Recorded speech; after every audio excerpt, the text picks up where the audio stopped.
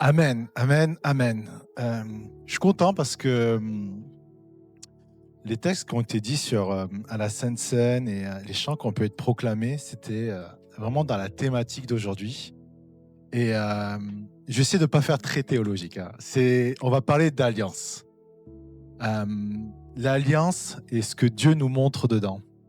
Et je vais parler de l'alliance en prenant l'exemple de l'alliance qui a été fait avec Abraham dans Genèse 15.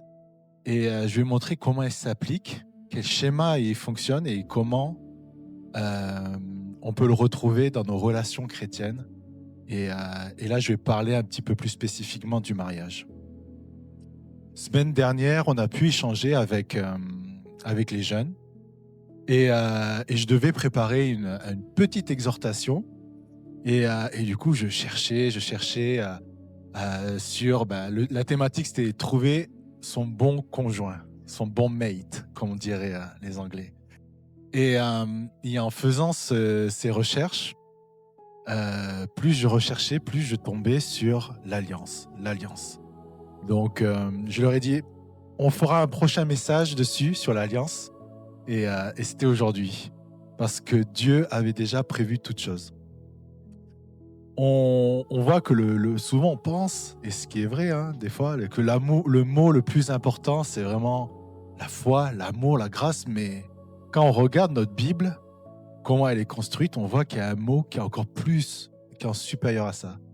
Et c'est vraiment le mot alliance. Quand vous regardez votre Bible, quelle que soit la version que vous avez l'ancienne alliance et la nouvelle alliance. Et, euh, et je ne sais pas si vous savez ce que veut dire l'alliance.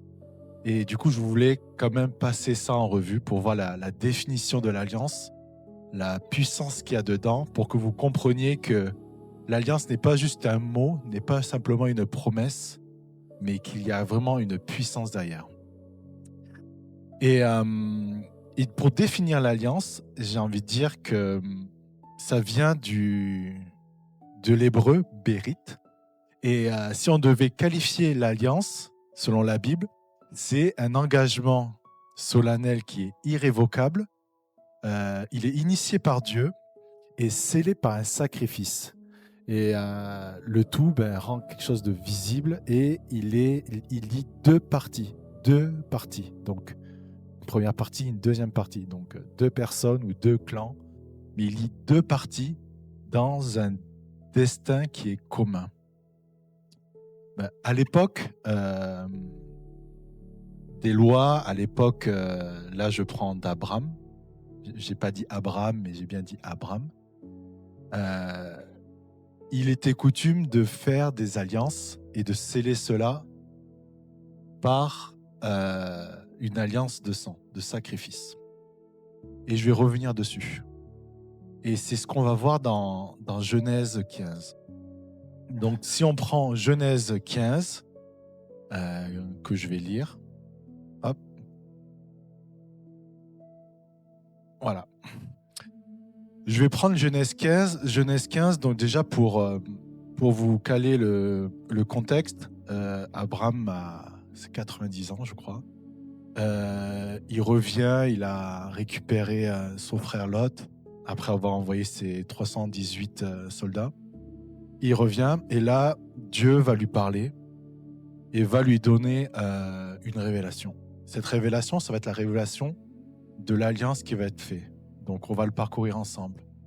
Et dans cette révélation, Dieu va vraiment puissamment parler à Abraham pour lui montrer la promesse et l'alliance qu'il va faire avec lui.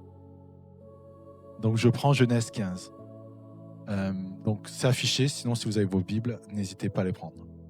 Donc, après ces événements, la parole de l'Éternel fut adressée à Abraham dans une vision, et il dit : Abraham, ne crains point, je suis ton bouclier, et ta récompense sera très grande. Abraham répondit : Seigneur éternel, que me donneras-tu ? Je m'en vais sans enfant, et l'héritier de ma maison, c'est Eliezer de Damas.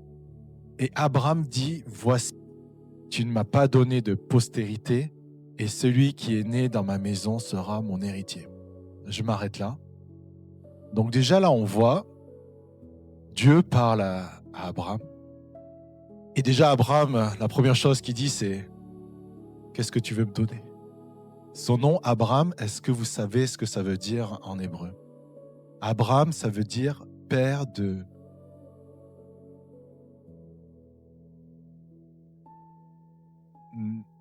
Ça veut Abraham tout seul, et Abraham, c'est différent. Donc, Abraham tout seul, sans le H, Abraham, ça veut dire vraiment le père qui est élevé. C'est vraiment un titre qu'il a. Sauf que là, on parle de père, mais ce qu'il est en train de dire, Abraham, c'est que qu'est-ce que tu veux me donner? J'ai mon nom, Abraham, mais je n'ai même pas d'enfant. Je n'ai même pas d'enfant. Et c'est là que Dieu, dans sa grandeur, quand même, retournait les choses. Alors la parole de l'Éternel lui fut adressée ainsi. Ce n'est pas lui qui sera ton héritier, mais c'est celui qui sortira de tes entrailles qui sera ton héritier. Et après l'avoir conduit dehors, il dit, « Regarde vers le ciel et compte les étoiles si tu peux les compter. » Et il lui dit, « Telle sera ta postérité. » Abraham eut confiance en l'Éternel, qui le lui imputa à justice. L'Éternel lui dit encore, « Je suis l'Éternel, qui t'ai fait sortir d'Ur en Chaldée, pour te donner une possession ce pays. » Abraham répondit, « Seigneur éternel, à quoi connaîtrai-je que je posséderai ?» Et l'Éternel lui dit, « Prends une génisse de 3 ans, une chèvre de 3 ans, un bélier de 3 ans, une tourterelle et une jeune colombe. » Abraham prit tous ces animaux, les coupa le milieu et mit chaque morceau l'un vis-à-vis de l'autre, mais il ne partagea point les oiseaux. Les oiseaux de proie s'abattirent sur les cadavres et Abraham les chassa. Je vais m'arrêter là. Et du coup, on voit que Dieu parle à Abraham et il dit « Tu auras une postérité ». Donc là, Abraham s'attend à une promesse de dire je vais avoir des enfants et ces enfants auront eux-mêmes des enfants et il y en aura plus que dans le ciel actuellement, que d'étoiles. Donc mettez-vous à sa place, il a 90 ans. 90 ans et Dieu lui dit « Tu seras le père d'une nation ». Donc là, il lui dit, par la foi, il regarde, il commence à compter et par la foi, il le croit. Et quand on regarde l'alliance qui est commencée, on voit qu'elle est en différentes étapes. On a d'abord l'étape, ce que j'ai pu dire avec les jeunes, c'est que c'est Dieu qui initie l'alliance. Là, c'est Dieu qui vient parler à Abraham. C'est Dieu qui vient lui donner cette révélation et il initie. Comme on avait dans la Genèse, c'est Dieu qui initie entre Adam et Ève l'alliance. C'est pas Adam qui recherchait une femme, c'est Dieu qui sentit qu'il n'était pas bon pour l'homme d'être seul et lui créa Ève. Ensuite, on a quelque chose, c'est la deuxième étape, c'est que l'alliance repose sur une promesse qui est formelle. Parce que le but de l'alliance, c'est qu'on promette quelque chose. Le but, c'est que on scelle une décision. Donc il y a une promesse, c'est ça, un engagement. Et là, la promesse, c'est qu'il soit le père de nations. C'est pas beau quand même ça, le père des nations. Est-ce que vous ne voudrez pas, vous, être les parents et que vos enfants eux-mêmes soient des enfants, qui créent des enfants qui vont connaître Dieu et que vous soyez les grands-parents, les arrière-grands-parents de nations? Je trouve que c'est magnifique. Et le tout, comme on a pu voir dans le verset que j'ai pu citer, est scellé par un sacrifice. Donc j'ai pu lister les sacrifices. Donc là, on avait des animaux. Est-ce que vous vous rappelez dans les Lévitiques et dans l'Ancien Testament, quand ils devaient laver leurs péchés, ils prenaient des animaux, des petits animaux, des oiseaux ou un agneau, et ils lui tranchaient la gorge pour faire couler le sang, pour que le péché soit justement nettoyé. Parce qu'il n'y a pas, ce qu'il nous dit dans Hébreux 9:12, c'est qu'il n'y a pas de pardon des péchés sans que le sang soit versé. Donc il était important que le sang soit versé pour que les péchés soient lavés. Et dans ce contexte, je vous rappelle voilà, le contexte de l'époque. Euh, Quand l'alliance se faisait, ben, forcément, donc là, on avait un cas, plus il y avait d'animaux, plus l'importance de l'alliance était forte, ou l'importance de la personne ou du clan qui était là était important. Donc là, on avait vraiment 5 animaux choisis pour l'alliance et qui ont été égorgés pour que le sang coule.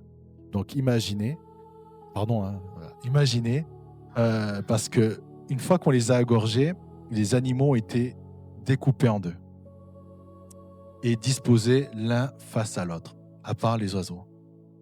Donc, vous avez des animaux coupés en deux, disposés l'un face à l'autre, le tout qui coule. Donc, vous avez du sang qui coule au milieu et ça crée une sorte de passage. Et le rituel de l'époque, c'était que vous aviez une partie et l'autre partie qui faisait ce sacrifice, qui coupait, qui passait, et ils devaient passer au milieu. Avec leurs sandales, ils devaient passer au milieu. Et ce qu'ils devaient faire, c'était limite s'auto-maudire, dire si jamais je brise cette alliance, qu'il m'en soit fait ainsi, que je sois comme ces animaux. Donc l'alliance qui était faite était une alliance pour dire que si jamais je dois briser ce contrat, et que je meurs moi aussi tel que les animaux qui sont là.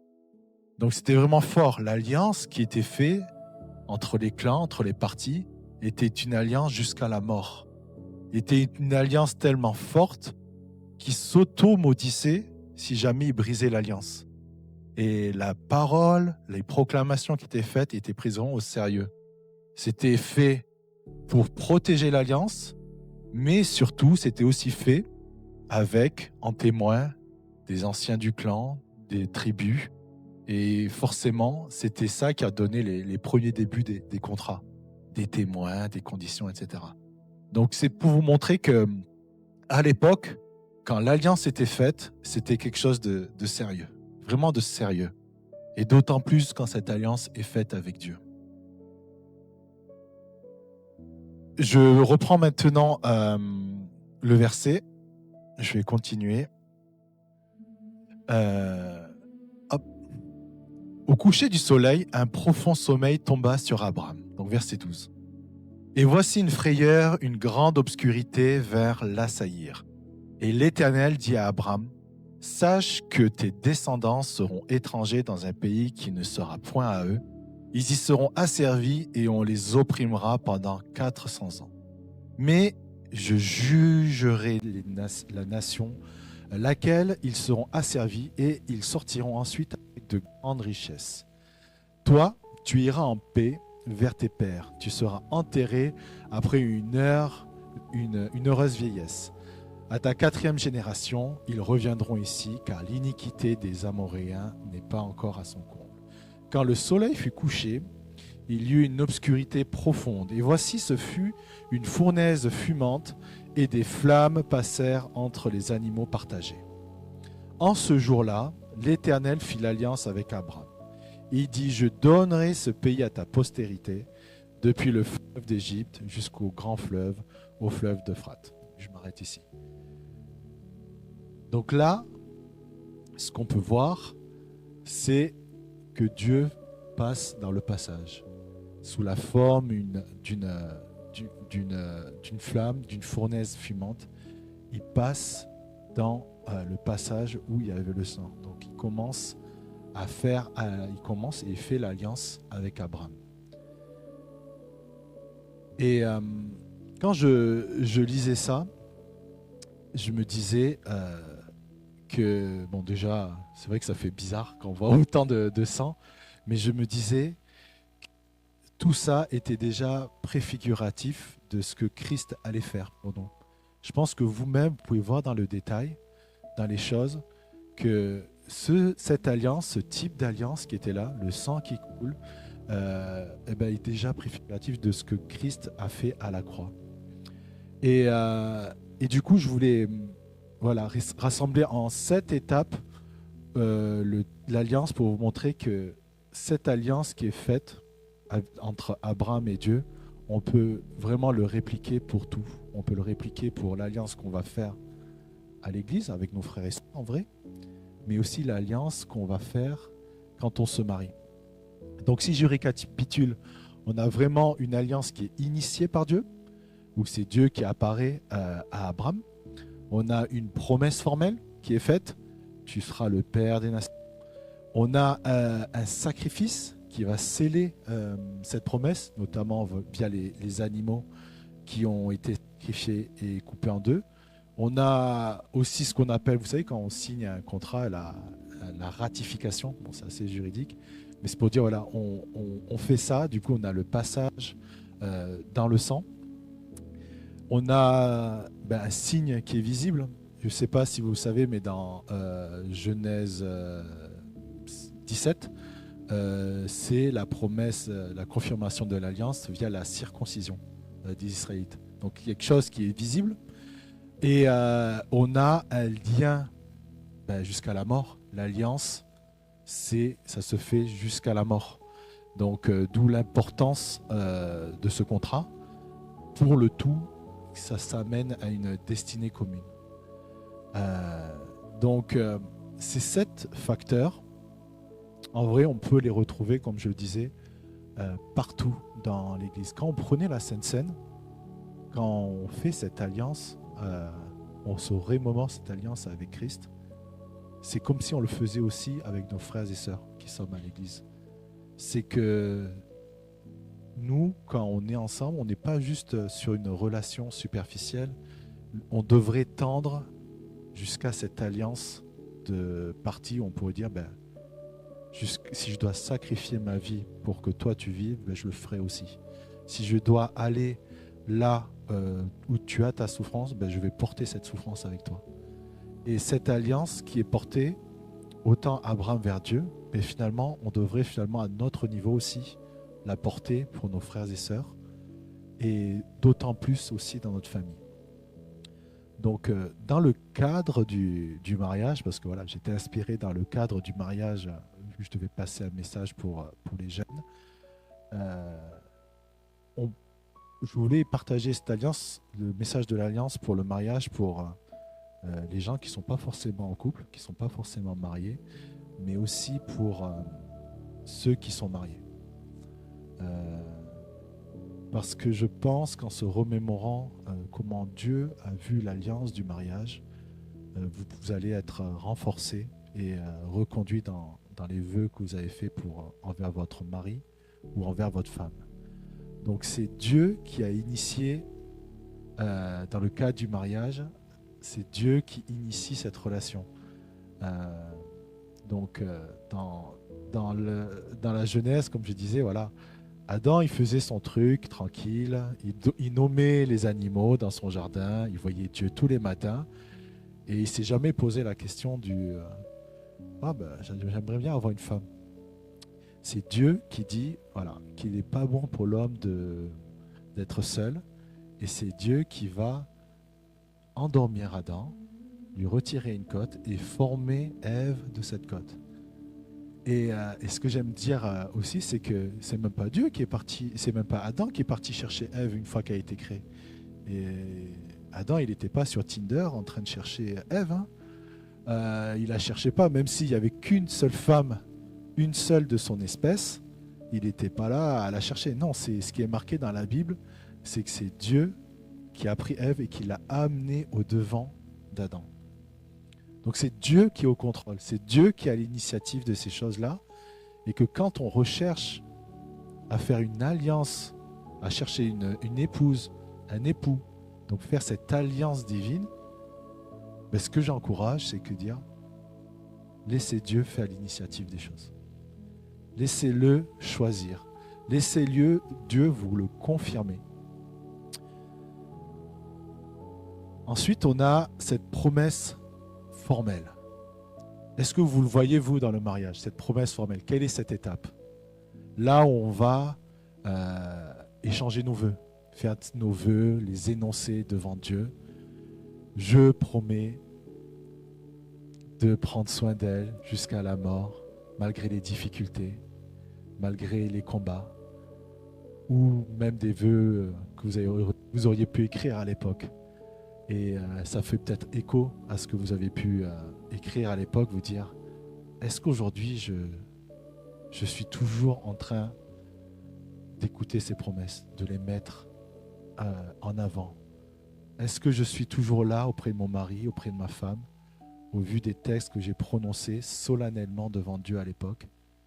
Est-ce que je suis toujours en train de maintenir ces promesses? Ça, c'est un encouragement, pas de jugement, bien au contraire, mais un encouragement pour vous dire qu'à l'époque, vous ne sentiez peut-être pas cette relation de foi que vous aviez, vous faisiez peut-être ça par habitude, parce que tout le monde faisait une promesse solennelle, tout le monde lisait un texte de mariage. Mais si aujourd'hui votre cœur a changé, si aujourd'hui votre cœur est plus proche de Dieu, et que dans votre relation avec votre mari, avec votre femme, ben, si ça ne se passe pas bien, rappelez-vous cette promesse parce que vous l'avez proclamée. Vous avez fait alliance avec lui devant Dieu. Vous l'avez donc proclamée. Donc, ressaisissez-la, revenez à la parole, revenez dans l'intercession parce que ce que vous avez proclamé, ben, c'est une alliance qui est divine. Donc, quand on dit le mariage jusque que la mort nous sépare, oui, malgré les difficultés, amen, mais il faut aller jusqu'au bout. Il faut aller jusqu'à chercher, puiser en Dieu le courage, la force pour aller jusqu'au bout. Ensuite, on a le sacrifice. Quand on parle de sacrifice dans le mariage, je pense qu'il y a un texte qui vous revient souvent. Je pense notamment à Éphésiens 5,25, si je ne m'abuse, et où il dit « Marie, aimez vos femmes comme Christ a aimé l'Église et s'est livré lui-même pour elle. » Donc là, on parle du sacrifice charnel et spirituel, mais à l'image de Christ. Christ, lui, s'est livré pour nous. Il est mort pour nous. Et nous, quand on va s'engager avec notre femme ou notre mari, on doit se mourir à nous-mêmes pour justement débuter l'alliance. Ce sacrifice, il faut qu'on meure. Et quand on meurt à nous-mêmes, c'est-à-dire qu'on est en Christ dans les deux parties, à ce moment-là, l'alliance elle va pouvoir commencer. Il est dur, si ce n'est pas de Dieu, là, ce que je vais vous dire, c'est que comment vous voulez faire une alliance divine si chacun des parties ne se meurt pas à lui-même, s'il n'y a rien à sacrifier, s'il n'y a aucune chose qui est délaissée à l'autel? Comment allez-vous amener un sacrifice à Dieu dans votre couple ou même devant lui si le sacrifice est néant? C'est votre corps, c'est vous-même qui êtes mort, sacrifié, qui s'est délaissé pour que Christ vive. Si votre partie, l'autre partie n'a rien à sacrifier, quelle est la puissance de l'alliance à ce moment-là? Donc, je sais que ça peut paraître dur, mais quand on parle d'alliance, vraiment, c'est important de le saisir, c'est qu'on fait un pacte devant Dieu. Et le pacte devant Dieu ne doit pas être pris à la légère. Enfin, on a la quatrième étape, hein, la ratification. Donc, c'est vraiment la cérémonie de mariage où on échange les consentements, on a les anneaux, on met l'anneau à son mari, à sa femme, et on déclare publiquement devant Dieu qu'on choisit telle personne ou telle personne pour mari et femme. Donc, au-delà de le signer au papier à la mairie, c'est devant Dieu que vous le proclamez et que vous dites « Je fais alliance avec cette personne ». Donc, il y a des témoins. C'est devant l'assemblée, c'est devant votre famille, mais c'est aussi devant Dieu. Et il y aura des signes visibles. Donc, cinquième étape de cette alliance, des signes visibles. Comme on peut le voir, quand il y a des signes visibles, c'est qu'il y aura un foyer commun. Il y aura, oui, un lit conjugal. Il y aura l'unité en une seule chair. On va voir justement que cette alliance est faite quand ils ne font plus qu'un. Quand on va pouvoir se dire, c'est telle famille. Mais non, bon, je ne vais pas dire c'est tel clan maintenant, mais c'est telle famille. Et Et cette alliance, on voit d'autant plus l'importance qu'il y a quand on voit ce couple qui est formé. Et ça, j'aime à dire souvent, du moins maintenant que je l'ai entendu quelque part, c'est que on peut voir spirituellement comment va une personne, quand on dit comment ça va, comment toi tu vas, et c'est en regardant justement son mari ou la femme de cette personne. Quand spirituellement la personne va bien, vous savez qu'elle va bien. Et parce qu'il y a toujours des faux semblants, il y a toujours des masques, mais quand vous regardez comment va le conjoint, spirituellement je parle, vous savez que dans quelle phase est la personne concernée. Est-ce qu'elle est en train de l'encourager? Est-ce qu'elle est en train de porter le combat avec elle ou pas? Donc ça aussi, c'est un encouragement pour vous, les familles, pour vous, les maris et femmes. C'est que si vous voulez une femme de Proverbe 31, une qui soit une vraie couronne sur votre tête, à ce moment-là, priez, prenez aussi spirituellement votre rôle d'homme, parce que c'est en prenant ce rôle d'homme aussi que vous allez la bénir, elle. Elle va vous bénir dans l'intercession, elle va vous bénir dans plein de choses, mais vous devez aussi prendre votre rôle. 6e point, il y aura, forcément, c'est jusqu'à la mort. Jusqu'à la mort, c'est jusqu'à que la mort nous sépare. Ça, on a pu le réitérer, c'est qu'on le voit souvent dans les mariages, dans les cérémonies, que ce soit des chrétiens ou pas du tout, ou pas des chrétiens, on entend souvent, oui, jusqu'à que la mort nous sépare. Et si j'avais fait ce prêche à certains mariages, je pense que j'aurais mis le moral à zéro pour certains. Mais ce que je voulais dire là-dedans, c'est que jusqu'à que la mort nous sépare, c'est que jusqu'à que la mort nous sépare, ce contrat est fait. Mais si c'est pas la mort qui nous sépare dans ce contrat, la personne, en fait, elle avait toute autorité à venir saisir et à mettre à mort la personne qui n'avait pas suivi le contrat. Donc c'est important aussi. C'est un encouragement que dans cette alliance que vous faites réellement avec Dieu, Dieu va s'occuper de tout. Le mariage n'est pas quelque chose de facile, bien au-delà, c'est pas moi qui vous dirai ça. Mais dans ces choses compliquées, Dieu va être là, Dieu va être avec vous. Le but, c'est que vous puissiez aller jusqu'à la mort dans cette alliance. Et enfin, un destin commun.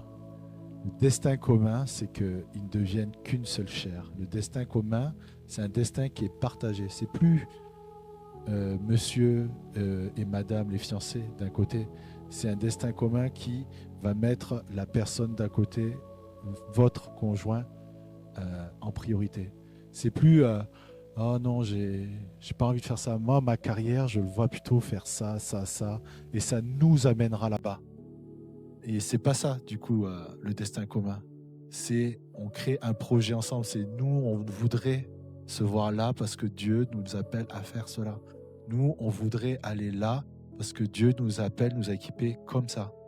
Et c'est pas avec un raisonnement de double individualité qu'on arrive sur un destin qui est commun. Et ça aussi, c'est un encouragement parce que dans cette destinée commune, c'est là que se positionnera aussi vos bénédictions. C'est là où vous serez utilisés pleinement par Dieu pour les œuvres qu'il vous a appelé à faire, par les talents qu'il vous a équipés. Donc, soyez donc unis parce que le mariage n'est pas juste une métaphore d'alliance. Le monde veut vraiment montrer une pâle copie de ce que Dieu peut faire comme alliance. Le diable va vouloir copier cette tendance-là, mais n'aura pas la puissance qu'il y a derrière. Et le mariage, je veux le réitérer, ce n'est pas une métaphore de l'alliance. C'est vraiment une vraie alliance. C'est une alliance qui est structurée. Ce n'est pas une métaphore. C'est quelque chose qu'il faut prendre au sérieux. Et une vraie alliance, voilà, quand on regarde les 7 critères que j'ai pu mettre, vous avez compris que ce n'est pas quelque chose qu'il faut prendre au sérieux.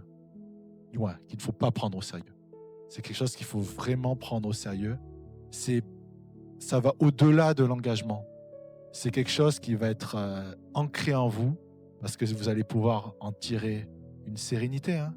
C'est vrai que si on a 2 parties qui se font confiance, qui disent jusqu'à la mort, vous avez une sérénité, une confiance comme celle que vous avez une confiance avec Dieu. Et ça, c'est vraiment une bénédiction. Et du coup, voilà, cet engagement de mariage ne doit pas être fait à la légère. Elle doit être faite dans une perspective de comment vous voyez avec votre conjoint dans votre vie spirituelle. Quelles sont vos ambitions? Quels sont les plans que Dieu vous a révélés que vous voulez mettre en place ou pas? Donc, c'est un encouragement pour ceux qui ne sont pas encore mariés. C'est que le choix de votre mariage, le choix de l'alliance que vous allez faire, dépendra aussi de ce que vous avez envie de vivre avec Dieu ou non. Et c'est pas Dieu, comme il dit, qui va vous l'imposer. Lui, il va se proposer. Si vous êtes à son écoute, il va venir, il va s'inviter. Mais quand on veut faire peut-être par soi-même, on ne coche peut-être pas tout. On cherche peut-être... est-ce qu'on cherche plutôt une relation, un compagnon, ou on cherche vraiment à faire une vraie alliance? Ça, c'est une question qu'il faut se poser. Et parce que comme vous l'avez compris, hein, le compagnon, lui, peut être temporaire. Il peut être l'imagination de ce qu'on croit qu'il pourrait devenir. Ça, quand tout est beau, quand la personne est belle et jeune, quand il cuisine, quand il vous écrit, c'est beau, hein? On a le cœur qui est rempli d'espoir. On a toujours l'espoir qui nous dit ah là là, si on lui enlève juste ça, ou si on lui rajoute juste ça, quel homme, quelle femme. Et pourtant, quand on va lui parler, mais Dieu, lui, t'a parlé? Oh, tu sais, Dieu, oui, il m'a parlé parce que la personne elle est toujours là, donc c'est que c'est bon. C'est que c'est bon. Et ça, je voulais vous dire, voilà, vous encourager. On va pouvoir trouver toujours une relation, on va toujours trouver un conjoint. Mais si vous cherchez une alliance, vraiment mettez du temps à part avec Dieu. Mettez du temps pour lui demander. Mettez du temps pour qu'il vous confirme. Parce que si vous cherchez vraiment une alliance éternelle, c'est forcément par là qu'il va falloir passer. Il faut vraiment prendre ces choses au sérieux. Des compagnons, vous en aurez tout le temps. Vous pouvez en voir. Je pense que, comme dirait Emmanuel Macron, on peut traverser la route et on pourrait trouver un compagnon. Un qui ressemble à 70% à ce qu'on recherche, 50, 80. Mais si vous cherchez la personne avec qui vous allez faire alliance et que Dieu a mis à cœur pour vous, pour exercer les plans qu'il a mis en vous, celle-là, ça ne sera pas juste en croisant la route. Je vous le souhaite, peut-être. Hein.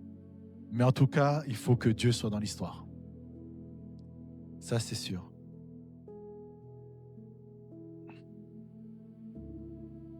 Voilà. Je ne vais pas faire plus long parce que je sais que c'est un message qui peut être compliqué. Je ne connais pas les situations de cœur. Je ne connais pas les conditions familiales.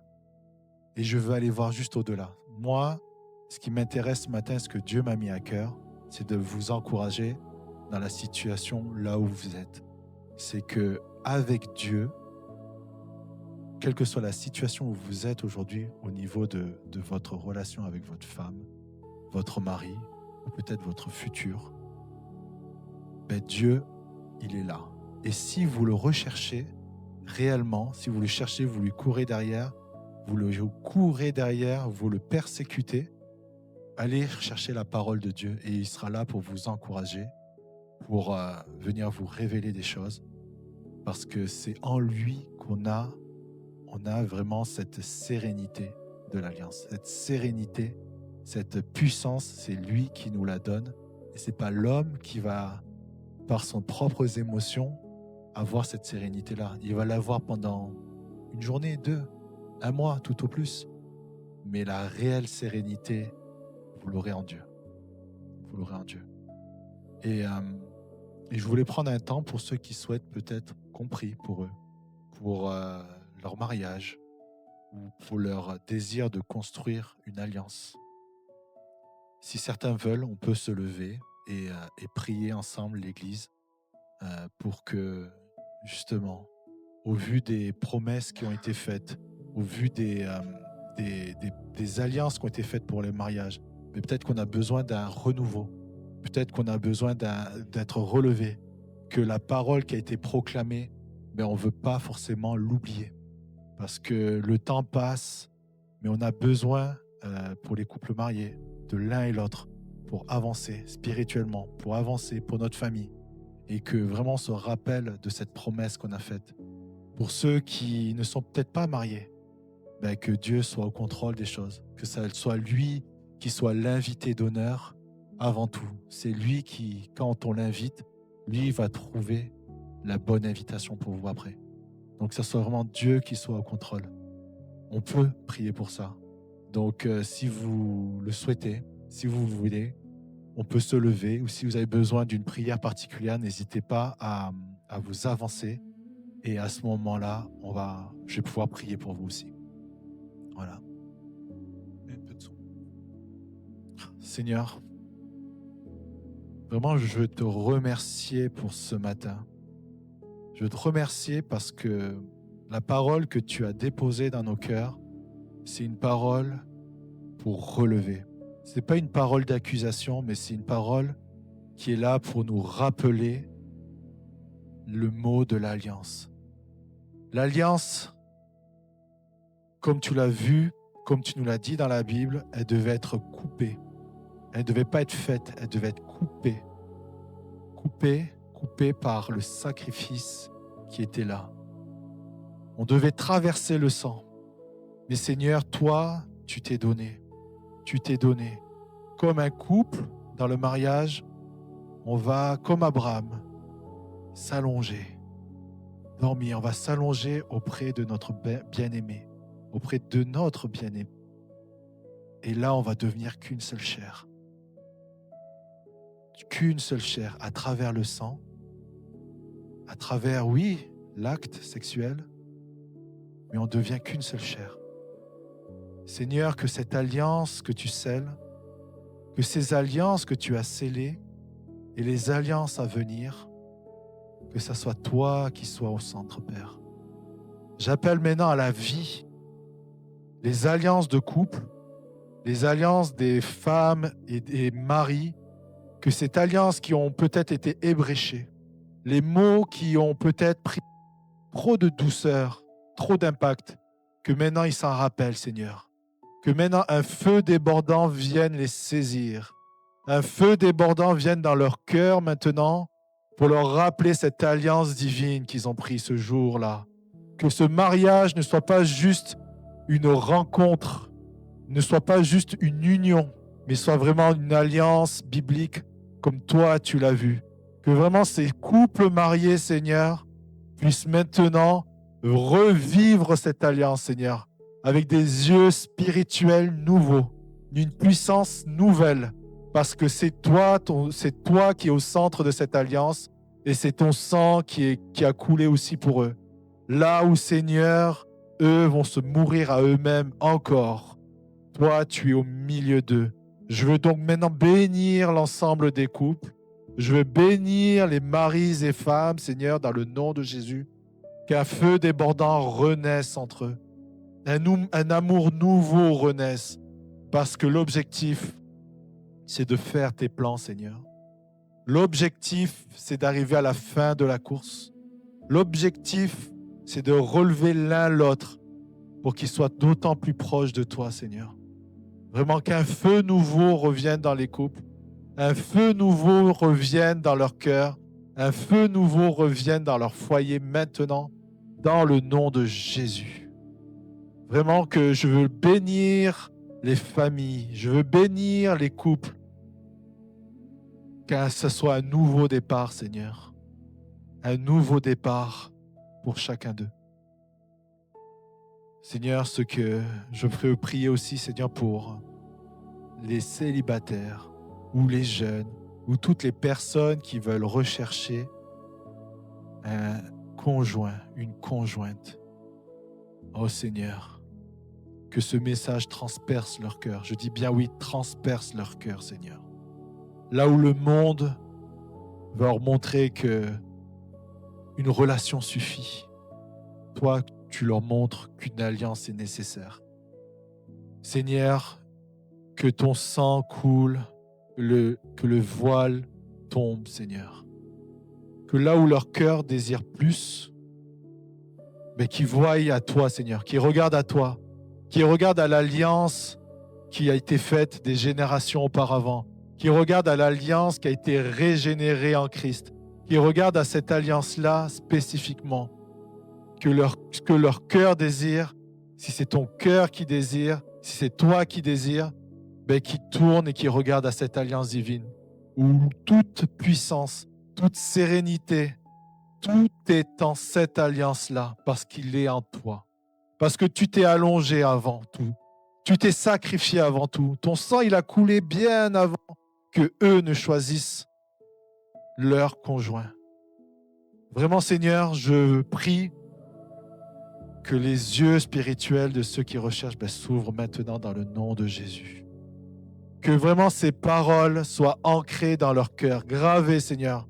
Là où l'ennemi va vouloir venir dénouer cela, va leur montrer que cela n'a peu d'importance, va leur montrer que finalement, tant qu'elle prie, cela suffit. Non. C'est une alliance qu'elle recherche. C'est une alliance divine, ancrée jusqu'à la mort. Ancrée jusqu'à la mort dans le nom de Jésus. Vraiment que les voiles tombent et que les cœurs battent maintenant pour toi, parce que eux, leur désir, c'est que leur cœur batte pour toi, Seigneur. Que là, ils veulent marcher pour toi, que vraiment ils comprennent qu'ils ne peuvent pas marcher seuls sans toi. Vraiment, je veux les bénir, que vraiment leur cœur soit orienté vers toi, qu'ils t'invitent réellement dans leur cœur maintenant dans le nom de Jésus. Que ces jeunes t'invitent parce que toi, tu connais toutes choses. Tu connais toutes choses. Les plans merveilleux, tu les connais déjà. Tu les connais déjà. Donc vraiment, je veux les bénir dans le nom de Jésus. Dans le nom de Jésus.